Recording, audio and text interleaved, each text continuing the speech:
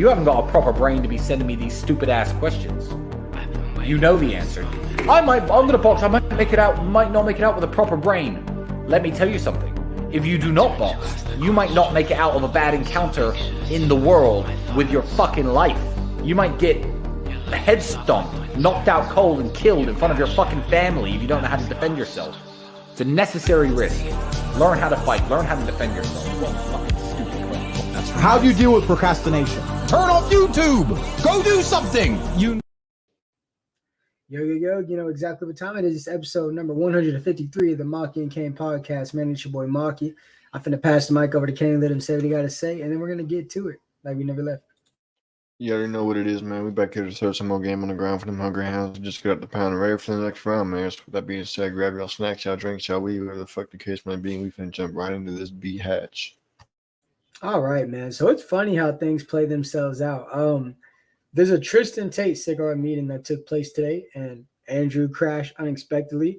And he shared his opinion on, these streamers who talked about degeneracy and how they're about self-improvement and how they don't like people who do hot tub streams and pretend to be gay for clout and hang out with dweebs. Well, some of these content creators actually end up doing the very things that they criticize, like a couple, Sneeko. That's just one example. So with that being said, Andrew spoke, his thoughts on everybody that's doing that shit, and Sneeko took offense to it. He deleted the picture he had with Andrew, and he unfollowed him. So with that being said, I'm going to play this, and then Kane, I want you to break it down.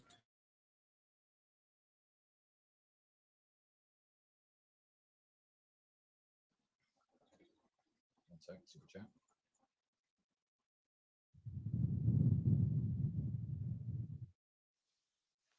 Andrew, what do you think of streamers popularizing OnlyFans girls for entertainment?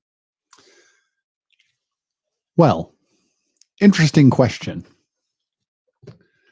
You see, we live in an attention economy. We are no longer in an economy that is based on talent or skill. I'm talented, though, and skillful. Not at golf. We are in an economy which is primarily derived from the amount of attention you can attract to yourself. Case in point. If somebody famous releases a perfume, the perfume sells.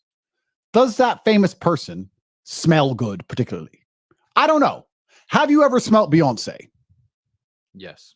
Okay. Have you ever smelt Taylor Swift? Yes. Probably. You probably smell everyone. You're a weirdo. Point is, I haven't smelled any of these people.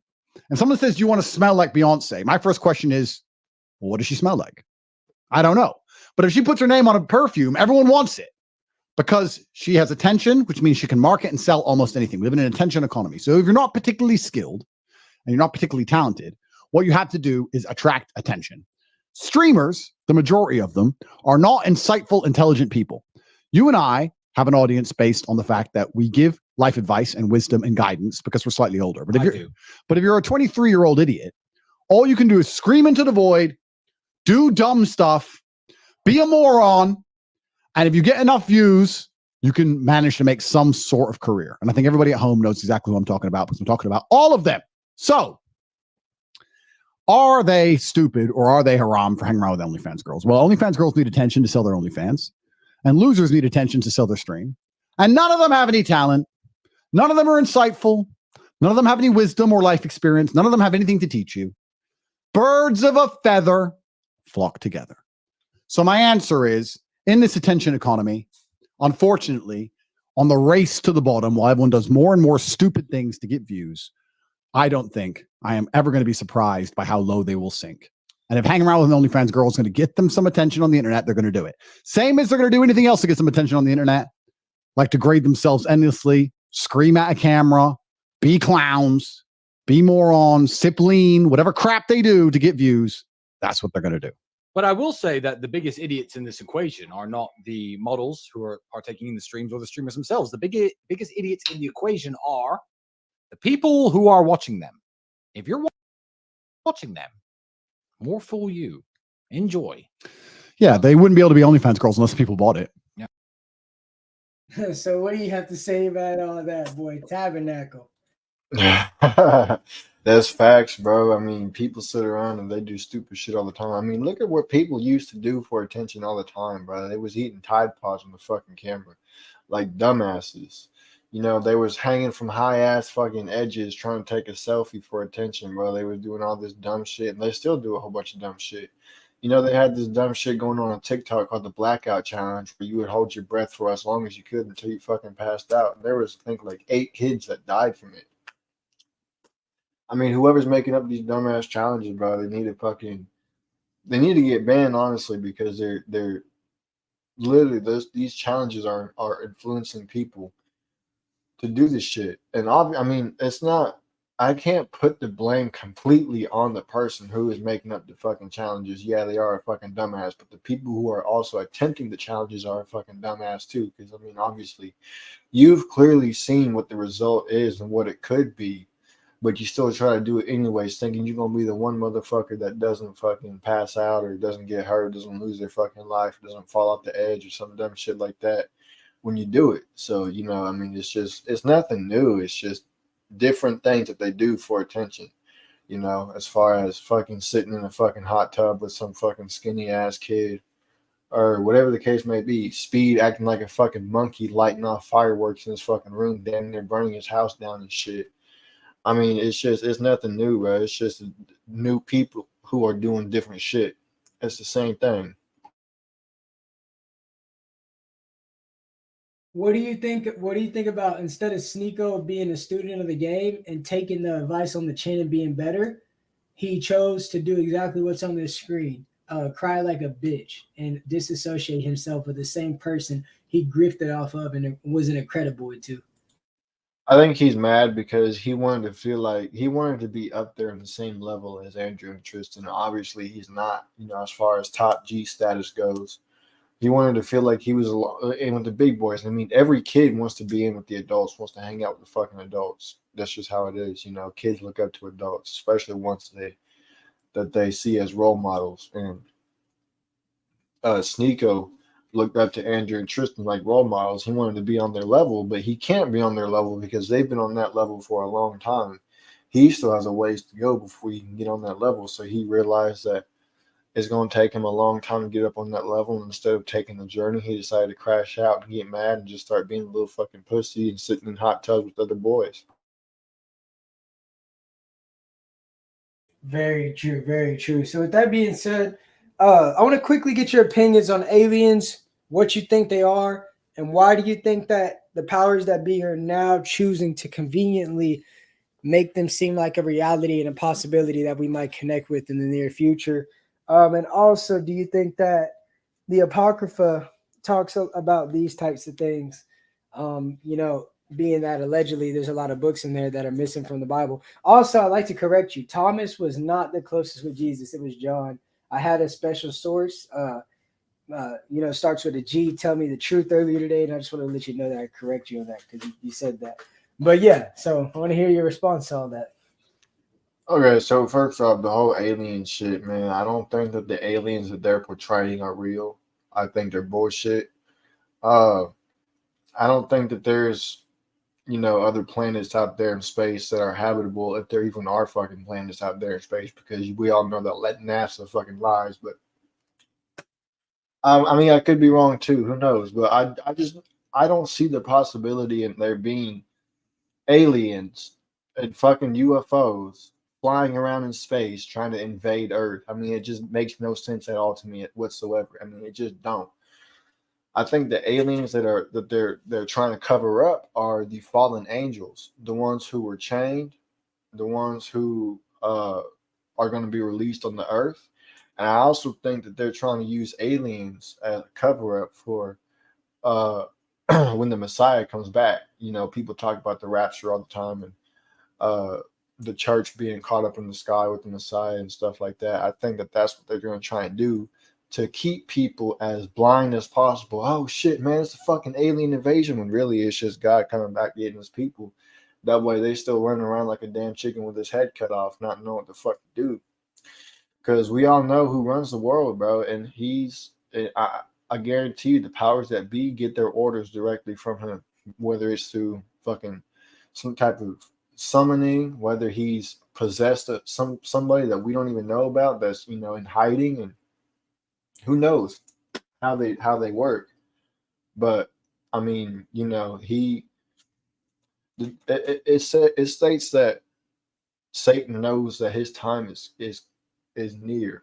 You know, it doesn't state that he knows when his time is, but he states that he knows that his time is near.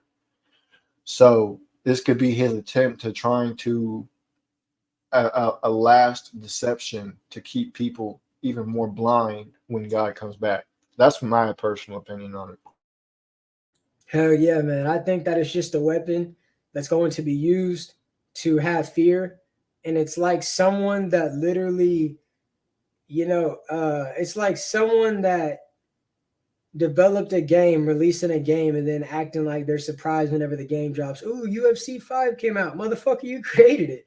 So you know how to play it. You know what's going to happen when you beat the story, but you're sitting here acting like a casual, so that whenever you beat the game first, or whenever you beat a certain level that no one else thought was possible, or when you do something that we don't, you know, expect to see, a lot of people are going to look at you and they're going to look at the enemy. They're going to fear the enemy, and since you conquer the enemy, they're going to worship you, and they're going to be deceived. There's going to be a mass deception, and then the powers that be are able to do whatever they can, because once they've got you to respect it, once they've got you to follow them blindly through fear, they control everything: the information, the food you eat, the money you get, the things you say, the things you do, all of that. They control everything. Those who cause fear through the masses control them, and there will be a very visible form of tyranny that's clearly invisible right now, because people are choosing to walk around with their eyes wide shut. So that's my opinion. Any last words, Kane, before we get up out of here? That's 100% facts, bro. And I think that's how the Antichrist is going to be able to take over. He's going to cause, it says in Revelation that there'll be a 7-year length of peace. And then the first 3.5 years, there'll be peace amongst all the nations in the world. And then the second 3.5 years is whenever he's supposed to turn on Israel, and everybody comes against Israel and attacks Israel and stuff like that. I think that's how he's going to gain his power. It also says that he's going to perform miracles and signs of wonders to deceive even the elect if possible. So, yeah, man, I definitely think that causing fear. I mean, why do you think all this fucking, you know, the 2020 event that happened, you know, with the whole do shit in the air, you know, that came from do country. You already know what I'm talking about. I don't want to fucking say it on here and get this shit taken down, but why do you think that should happen, bro? It literally controlled people. It's like herding a fucking group of sheep into a pen. That's literally what they did, bro. They herded a group of sheep.